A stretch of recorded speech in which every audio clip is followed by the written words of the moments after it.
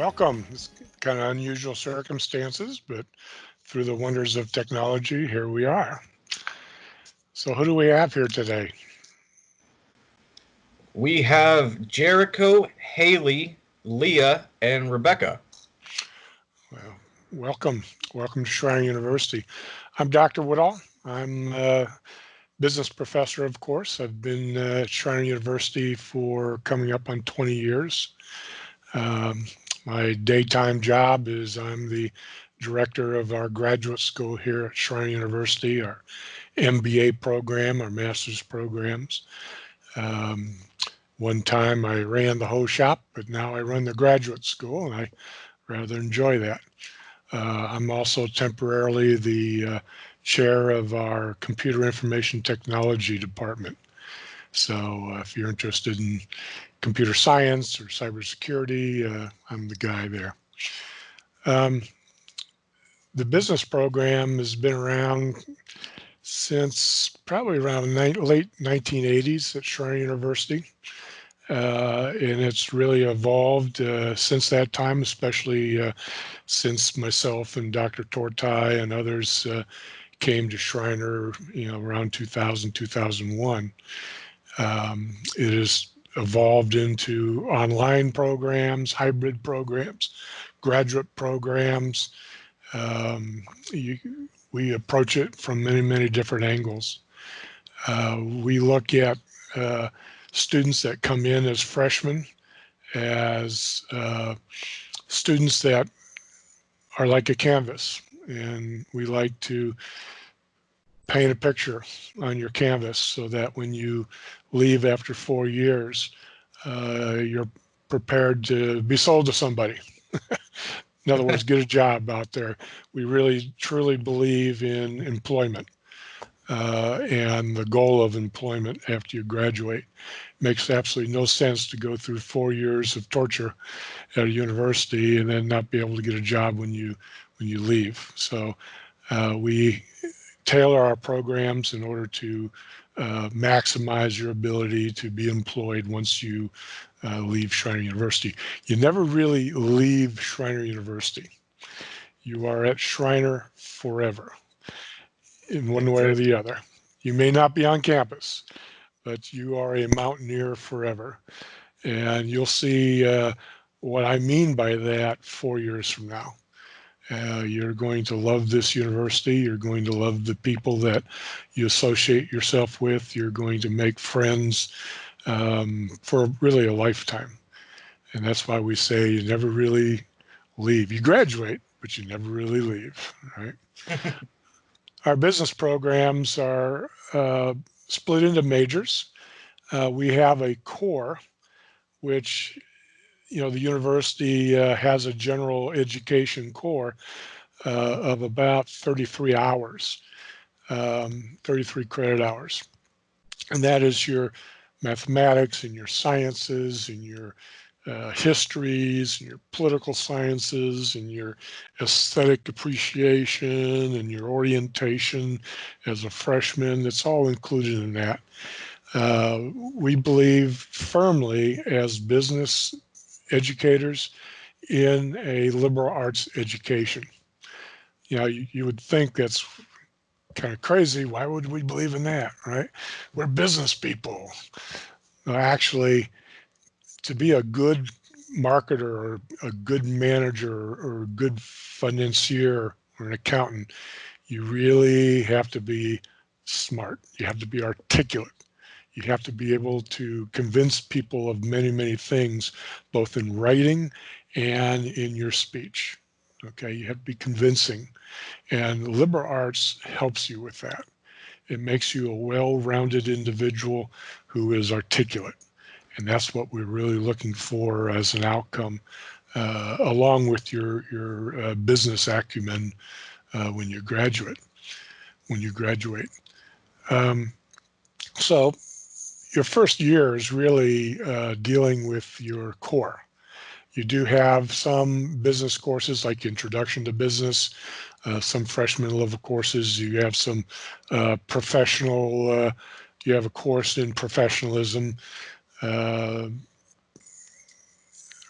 don't know how do I describe professionalism? Uh, you know, you're not going to impress your customers if you're not professional. And so we actually teach you some of the key elements of how to be a professional, right? Along with some of the soft skills that you need, like spreadsheets. I mean, if you don't know how to use a spreadsheet as a business person, you're lost. So we're actually going to teach you how to use spreadsheets. You know, you may already know. That's great, easy A, right? But we're also going to teach you about ethics. Business ethics is actually the number one thing that business leaders are looking for in a new college graduate, because ethics can kill a company. You Mm-hmm. know, the road is littered with companies that have had poor ethics and have gone out of business. And so it's a key element. Doesn't matter if it's ethics in finance or sexual harassment or anything of that sort. You know, ethics will kill a company. And so we actually give you a good 4-year dose of ethical training. So that's also part of your education. Your second year, you have what we call collateral courses. Those are your accounting courses, your introduction or your principles courses, principles of marketing, principles of management, principles of finance, business statistics, economics. Those kind of courses are considered collateral courses that every business student has to have. All right. Your third and fourth year are considered the majors years. Mm-hmm. That's when you've, hopefully by then you've selected a major.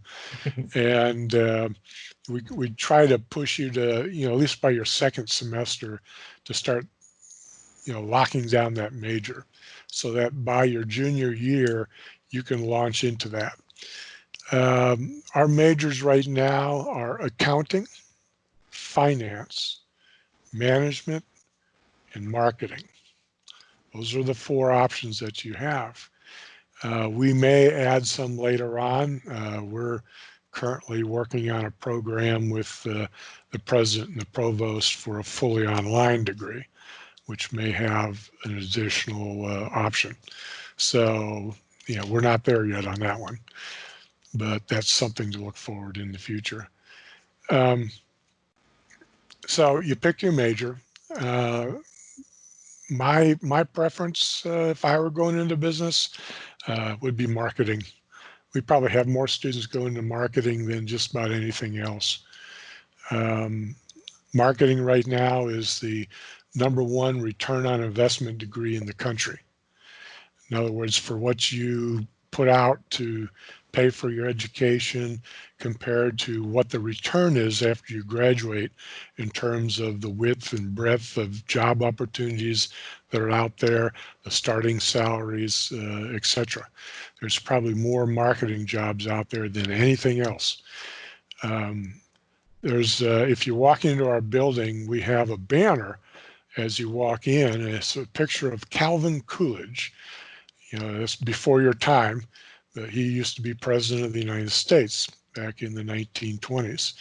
And Calvin Coolidge had a very famous saying. He said, "The business of America is business." And when you really think about it, that's really true. I don't care what profession you're in or what activity you use as a job or a profession. It's all related to business. Even Schreiner University is basically a business.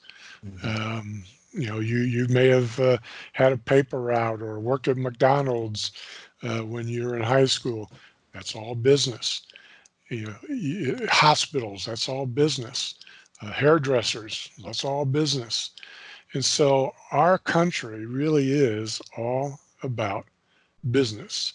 And that's why the business degree is oh so popular. And the reason I like marketing over, let's say, management is that you can use a marketing degree as a manager. Okay. You can use it for standard marketing, and that's a wide range: advertising, marketing research, supply chain management, brand management, even political science. It's all marketing. You got to sell the president. It's an election year, right? You got to sell the, Joe Biden and if he winds up, or President Trump. That's all marketing. That's hyper marketing. And those are things that, you'll learn over the 4 years.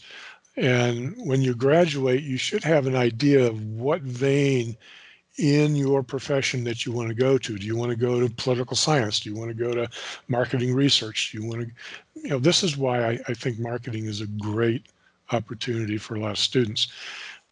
We'd also have management. Management, I would advise for people who are thinking of entrepreneurship, in other words, starting their own business or working for a manufacturer. I would look at the marketing degree. I'm sorry, the management degree. Um, but basically, entrepreneurship. Uh, you can also use marketing as an entrepreneur as well. We do a lot of business consulting here at Schreiner University for small businesses, and they really come to us for two reasons. One is accounting. They don't really understand either QuickBooks, how to run their accounting systems, and so we do occasionally teach QuickBooks. But the big thing is they understand their craft, but they don't know how to drive customers to their business. And that's all about marketing. And so you have two very powerful degrees there, both in management and marketing. Finance is also a very popular degree. If you're interested in investment or investment counseling, or eventually become a CFO of a company or corporation, finance is a good track for that. Um, if you like to wear green eye shades and push pencils, we have accounting. Sit in cubicles with no light, for the rest of your life. I'm just kidding. Accounting is a wonderful degree if you're into numbers and you can look at numbers and derive a big picture out of them. Some people can do that and other people cannot do that. All right. So you really have to have a passion for numbers and for detail.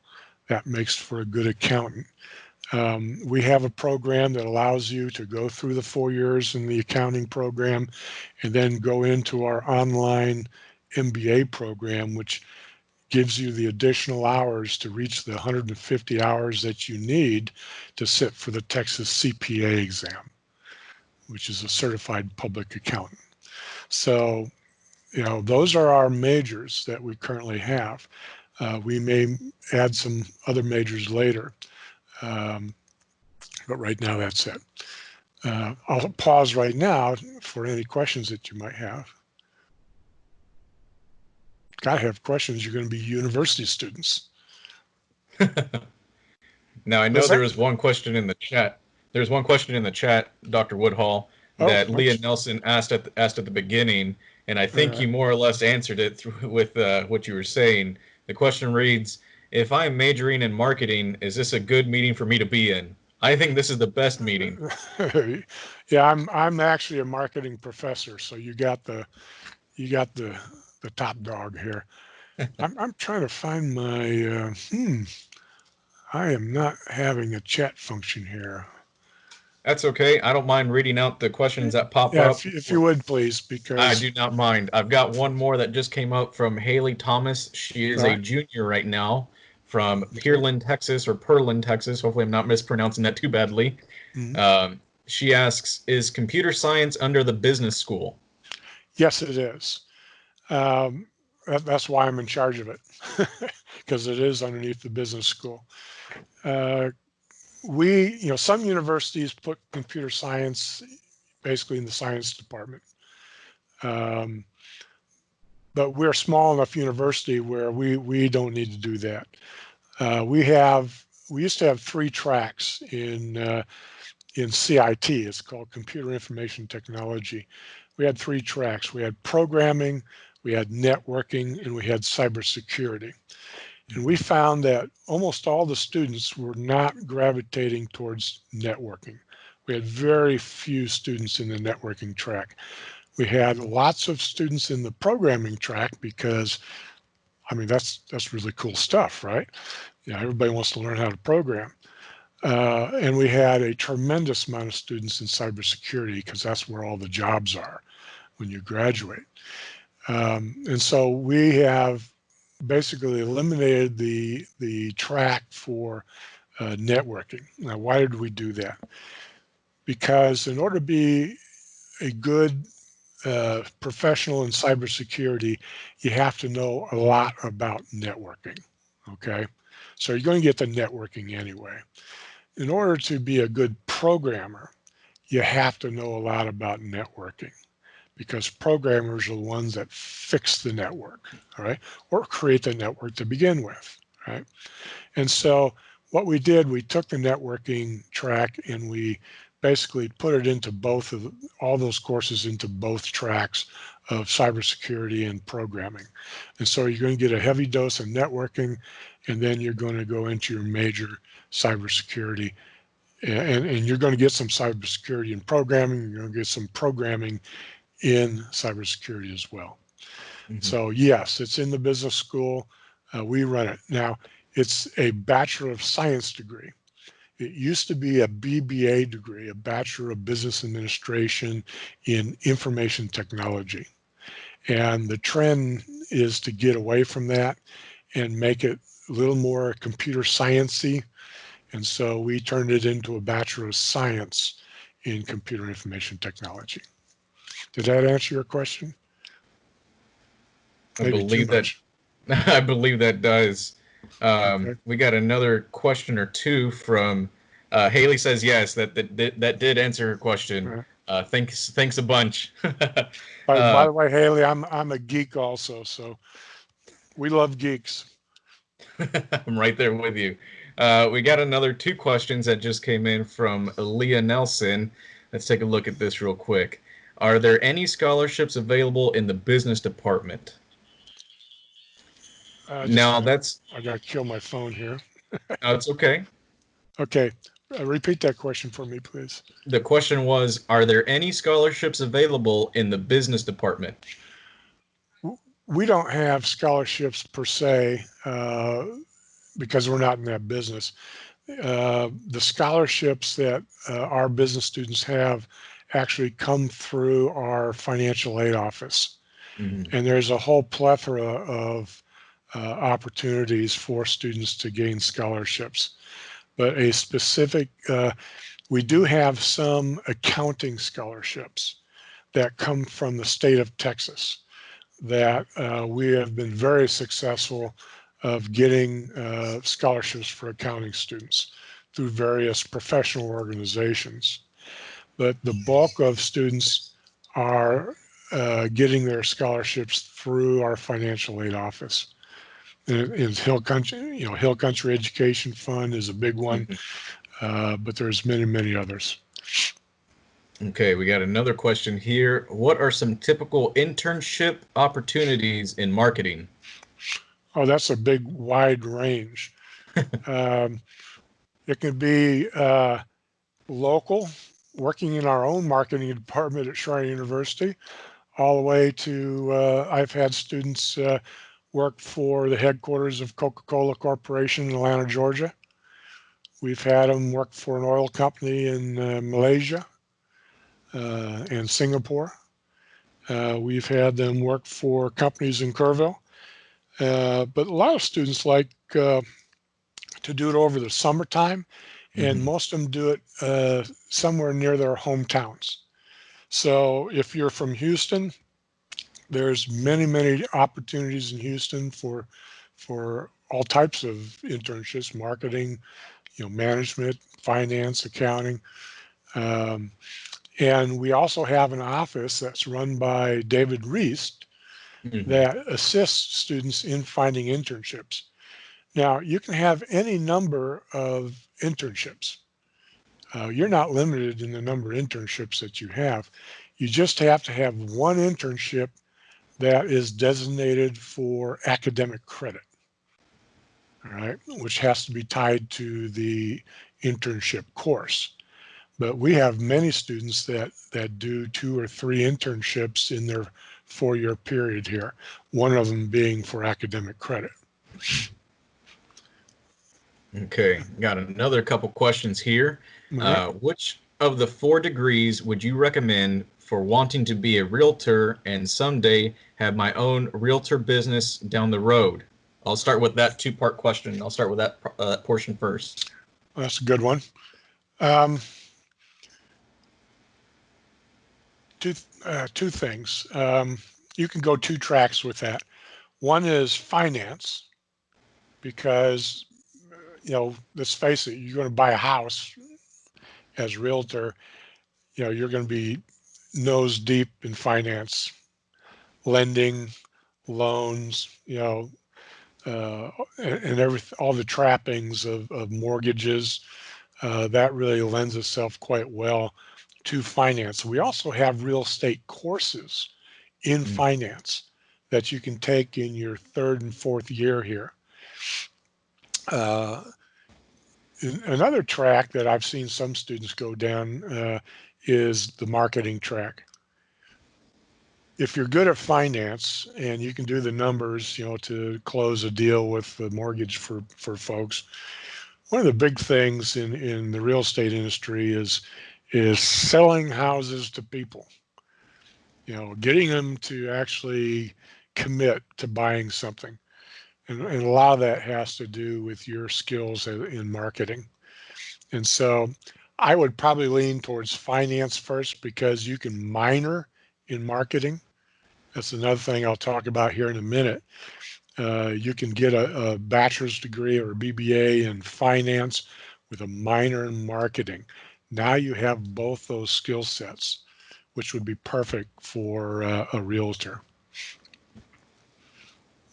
There's 18 hours reserved in academic credits we call electives, which you can choose to do with whatever you want. But our advice to you is to use those 18 hours to create a minor for yourself.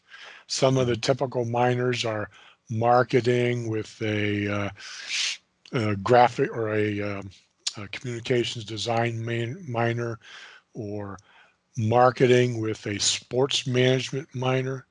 I advise students, don't tell the athletic department this, but I advise students to actually, who are interested in sports management, to actually get a marketing degree and minor in sports management. And the value of that is, say you don't get that job with the Dallas Cowboys. What are you going to do? Oh, Yeah. well, now you got a marketing degree. You can do anything you desire, right? Mhm. Whereas if the other way around, if you have a sports management degree, that's kind of very focused. And if you don't get that plum job with the San Antonio Spurs,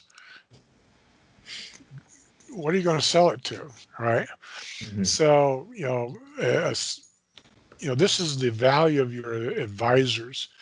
They determine what your goals are, and they try to fit uh, a degree plan to your goals.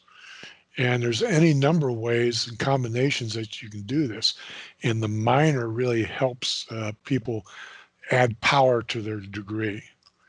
Another thing I've seen is accounting with a CIT minor. In fact, our accounting degree program used to be called Accounting and Information Systems, because accounting today is so much involved in networking and information systems within a company.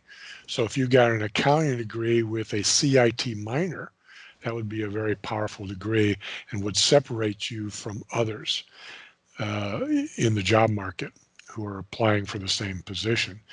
Your internship also separates you. Not very many universities are doing internships, which is why we're doing it. A lot of Mhm. them have what they call a thesis that they write. We got rid of the thesis. We only use it in an emergency, if a student needs to graduate and they don't have an internship. But I haven't done a thesis for at least 9 years. We've done all internships. And so that internship goes on your resume. That's also a force multiplier in the job market for you. You've not only got a minor, but you've also got experience that you can point to.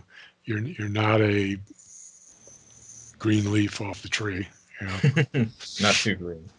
not too green. Well, we have three more questions here. I want to But get to them before we run out of time. Just to follow up on that first question, being the realtor someday and owning your own realtor business down the road. mhm. The same person asks. Also, would you say that for people that have an IEP or reading comprehension issues, is this still doable? Yes, certainly. Anything at Schreiner University is doable. We have probably the number one LSS program in the country. Uh, LSS stands for Learning Support Services. Many of my students have learning disabilities. It varies every year, but somewhere between 8% and 15% of our students have some sort of learning disability, be it dyslexia is a pretty common one, ADHD, Asperger syndrome. You know, we have lots of students who have, I don't even call them learning disabilities because they turn out not to be disabilities here at Schreiner University. Some Mhm. of my sharpest students are LSS students. Um, this just the way it is. They tend to be more focused, and they tend to be a little more responsible with their education. You know, I remember the days when I was a brand new freshman in school, and I was a soccer player, and I went to college to play soccer. Well, I soon learned that, well, that's not really why I'm there.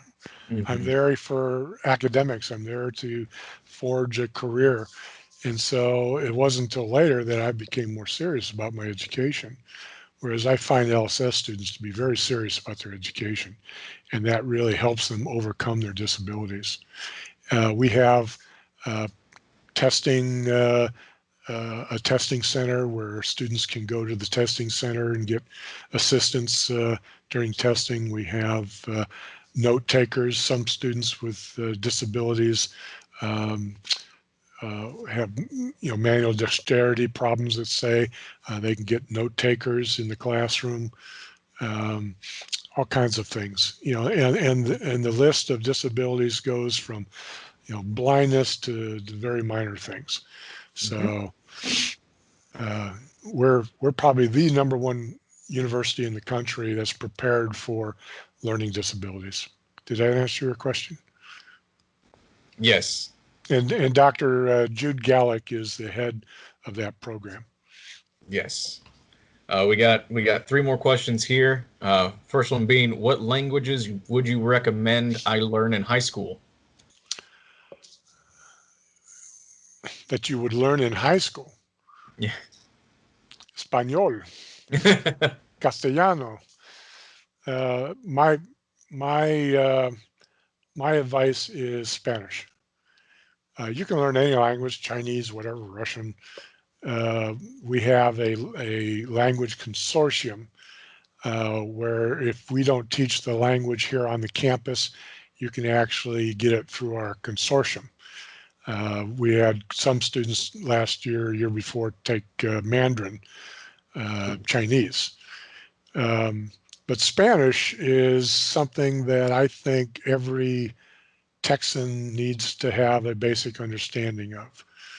Uh, Myself, I'm bilingual. I grew up in South America when I was a child and a teenager. I grew up in the city of Cali, Colombia in South America.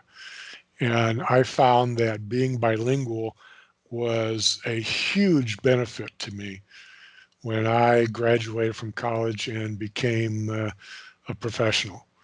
Hmm. Uh, I lived in Miami, Florida, where nobody speaks English. And if you wanted to apply for a job in Miami, you better know Spanish. And in many companies today, there are tremendous amounts of opportunities for bilinguals, especially uh, in Spanish, particularly in Spanish. But also, Chinese is another good one. Um, if, it's not just companies you can go work with, but the government as well. There's opportunities with the government, with the CIA, the DIA, the NSA. In fact, I had a student that went with the CIA last year, and I sat through a 3-hour security interview with two agents who grilled me about this student for 3 hours. Well, that particular student has a great opportunity and happened to be a bilingual in Spanish. Okay. Now working for the government. So, you know, Spanish would be my number one choice. We are also a HSI as a university that stands for Hispanic Serving Institution. A significant amount, I'm not even sure what the latest count is, but a Mhm. significant portion of our university are Hispanic students. And you can't just lump Hispanic students into one group. They're very, very different. I used to work for Nielsen Media Research when I first came to Texas in the San Antonio region. And Hispanics in San Antonio, for example, are almost 50-50 split Mhm. between Spanish dominant Hispanic families, and English dominant families. We actually have Hispanic students that come to Schreiner who don't speak a word of Spanish. But you go to other places in the country like Miami, where almost everybody speaks Spanish, and there's very few English dominant Hispanic families. So, you know, why do I talk about that? Because that's the nature of our business market. Mhm. And you really have to be bilingual to understand this very complex market that we have out there, particularly in Texas. And so I highly recommend languages, and I highly recommend Spanish. So if anything, I just want to put out there for Haley. She was asking for in reference to computer science, and I think Dr. Woodhull just worded it beautifully. Was more or less really Spanish is the predominant language that is the second language that is here in Texas. Hmm. I think we all can hear it from time to time. Even if it is regards to computer science, biology, psychology, even in nursing, it's used widely. Uh, It's used in soccer also. in soccer as well. Yeah, I tell you a very quick little story. When I lived in Washington D.C., I was a state soccer referee. Mm, I've been a soccer referee for about 28 years, and I was refereeing a game between a Colombian team and more or less an American team in Washington D.C. in a what they call the Embassy League, and the Colombians were just killing the other team. It was like 11-0 in the first half. And so the Colombians started kind of making fun of the other mm, team in Spanish, but in very rude tones and actually swearing and cussing. And I turned around and gave a red card to one kid behind me. And the look on it, and I told him in Spanish that you're off the field, and his eyes got about this big around. So, knowing Spanish, looking like me, sometimes is an advantage. Um, but bilingualness is something of the future. Other countries have gone farther than we have when it comes to bilingual. Colombia, where my wife is Colombian, by the way, and she's also a STEM coach at Shrine University. mhm. Uh, in Colombia, the government mandated that all schools must be bilingual schools now within 10 years. So, students will be coming out speaking both perfect English and perfect Spanish. Uh, you know, we're kind of trending towards that here in the United States as well. If you go to Europe, some of those students speak 7 languages. How about that, huh? Quite a That's a bit. lot of that's a lot of homework, isn't it? It's quite a bit. Yeah, Now, Dr. Woodhull, we got two more questions here I want to get sure. to real quickly. Next one is, are there any partnerships slash internships in computer science specifically? Oh, yes, there is. Uh, well, Microsoft is one. Okay, we've had interns go to Microsoft. Dell Computers up in Austin, we've had students go there. They love Schreiner University. Um, we also forge the job of David Reese is to forge partnerships. And when it comes time for your internship, all you need to go is to David Reese's office, and he will link you with the companies that have actually come in. And you can see those internships and those partnerships on his website. They have a system like a jobs bank. It's not only jobs, but it's internships as well. And you can apply for internships through that office. So yes, the answer is yes, absolutely. Okay, now with the last question we have here, what are your thoughts on double majoring in marketing and communications? Absolutely not. No, no. I never recommend a double major, and here's why. Okay. Uh, we call it 5 years to the MBA.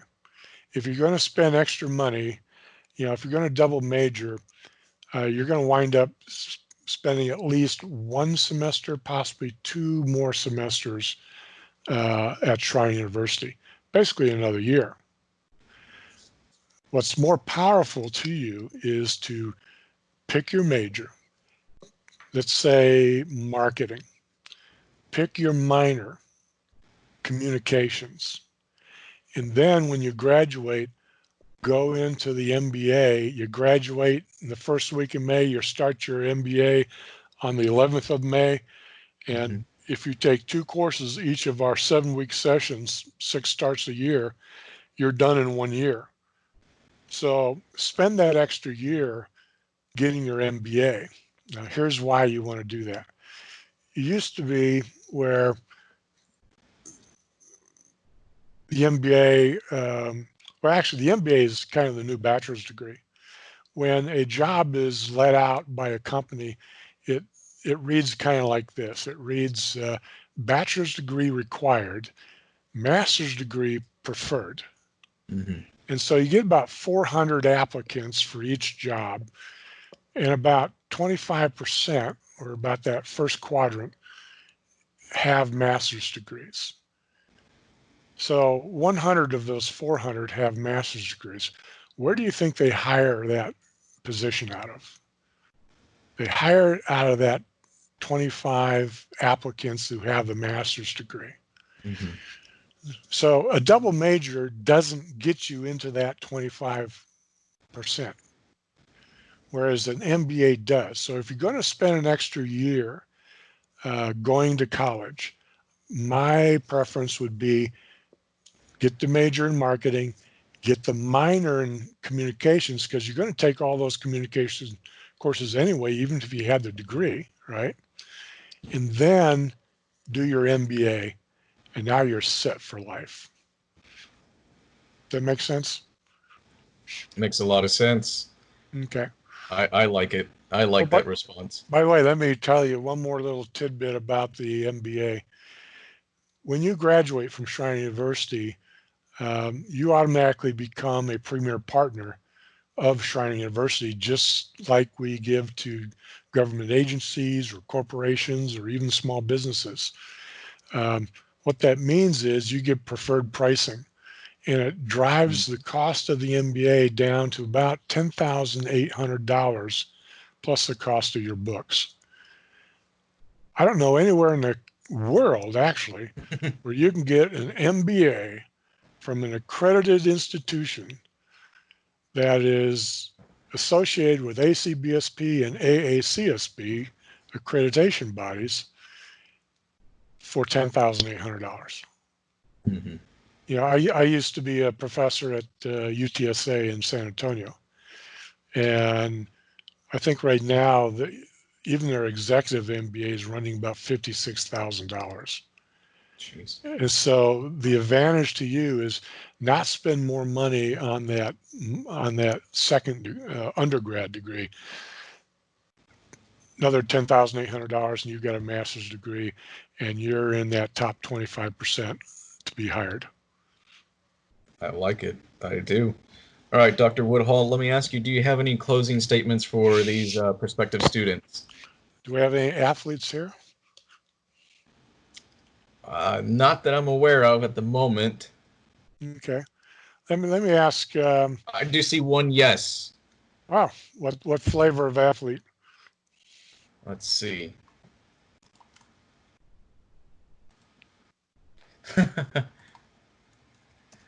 We have one that says depends on what qualifies. I see a shotgun team. I think I also see esports as well.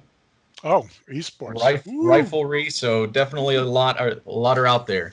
Well, you probably came to Shrine University because we are not only national champions, but we are world champions. That's probably why you're here. Because when you're a world champion or you're the national champion, everybody wants to be associated with a world champion. And so welcome to Shriner University. Aim high. Well, no, don't aim high. Aim straight. You know, aim high. That's the Air Force. But no, shooting sports is a immensely popular thing and immensely successful program here at Shrine University. We love our shooters. Um, Esports is something that I was shocked when it took off. I mean, it is so popular. It's not even funny. It's hugely, immensely popular. And from my observation, the students have a blast. Oh yeah. And I think we even actually have a world ranked player here at Shriner University. I can't remember his name. Big tall guy, CIT Oh, student. Yeah, I can't I remember can't his remember name. his name off the top of my head. Daniel. Daniel something. Yeah. Hmm. But Yeah, we actually have a world ranked player here at Shriner. So yeah, esports. Soccer is also a big sport at Shriner University. we got a Uh, volleyball player. Volleyball. Oh, volleyball. Yeah, I actually played men's volleyball when I was in high school in South America. Well, that's a killer sport, I tell you. I can't tell you how many times my nose got flattened with a volleyball. But yeah, all kinds of sports here at Shrine University. Actually, I think it was last year they almost pulled the trigger on American football too. But we can't get into a league for I don't know 4 years, 3 years, something like that. So I Hmm. think eventually you'll probably see American football here again at Shrine University. In the meantime, we're still undefeated. Yeah, So, I like that one. all right. Um, what other questions do they have? Oh, That's all the questions we I'm have. asking them questions, right? Yeah. Um, okay. Is everybody a senior, or some juniors here? Or I think we have mostly seniors, a transfer, as well as one junior. okay. I see one person saying, "Thank you for your time. I look forward to studying at Shriner University." Well, I look forward to you being here. My advice to the transfer student is to get with your transferring university like now and get them to transfer your transcripts. Hmm. Some of the biggest problems that the registrar's office has is delay in the sending universities sending those transcripts. And it seems the larger the university, the more bureaucratic they are, and the slower it takes for those transcripts to arrive. So you can't be too early in requesting those transcripts to be transferred. Um, Definitely. do we have any military people? I don't see anybody saying that they're part of the military. If anything, the transfer student said they've already got the transfer process already done. They're just waiting for the semester to start. Good, good. Um, yeah, we are going through some transitions here at Shrine University. Um, we had a big meeting this past Friday. We may be totally changing the way we teach, Hmm. and we're not going to divulge here right now. But the university is always looking at better ways to impart education to you and make your life as pleasant as possible. And one thing I want to leave with you is that come here to have not only a good education and a serious career afterwards, but have fun. Have fun. Not too much fun, but have fun because these 4 years I've found from talking to some of our alumni were instrumental in their lives. I had a student that graduated back in 2001. That's a long time, probably Hmm. before some of you were born. That's how long I've been here at Schreiner. Um, he called me last fall after all these years, almost 20 years. And he is a hugely successful insurance person up in Cleveland, Ohio now. He actually took over his father's business. His father retired, and he took over his New York life insurance agency. The guy's a millionaire right now. I'm trying to talk him into donating to Shriner. But he called me and said, "Dr. Woodall, do you remember me?" And I said, "I sure do." That's the nice thing about Shriners that your professors remember you even 20 years later. Hmm. And and he says, "I'm having a dilemma. I'm hugely successful. I enjoy my company. It's great, but it's not my passion. My passion is I have a grunge band, and it was something called the Death Heads or something like that, or the Death Devils, or and I go, what? At your age? I said, yeah. I mean, we travel around northern Ohio and Michigan, and we do little gigs here and there, but music is my passion, and I really like to drop this profession and go off and do this music full time. And so I said, well, let me go look at your website. And I got back to him. I said, listen, don't quit your day job. Yeah, you know, don't quit your day job. Treat it as a hobby. If you're hugely successful and the money starts rolling in and you're bigger than Rolling Stones, go for it. But right now, you're making a fortune with your New York Life agency, and it's going to help fund your passion. Hmm. And so, you're really Shriner for life, and you're going to make tremendous amounts of friends, including with your professors. You know, I never hesitate to write a letter of recommendation for a student. I have students that have been gone for 10 years who ask me for letters of recommendation. I write them the same day and send them off. Um, if you ever applied for a job, normally you need at least three. And we are more than happy to write letters of recommendation for you because you're part of the Shriner family. Hmm. Definitely. Well, Dr. Woodhull and everybody else, I want to say thank you for taking some time out of your Monday afternoon and just being here with us to hear Dr. Woodhull talk about the business department and the several aspects that it has.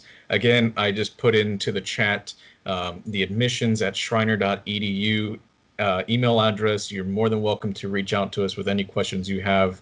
I know you probably hear this again, and Mike, you're regurgitating the same thing. Again, even if it is 10 minutes after this live stream, you're more than welcome to reach out. Let us know anything you want to know about. But again, we thank you for being with us, and really, we're here to help you out every step of the way of I'm, hopefully becoming a future Shrine University Mountaineer.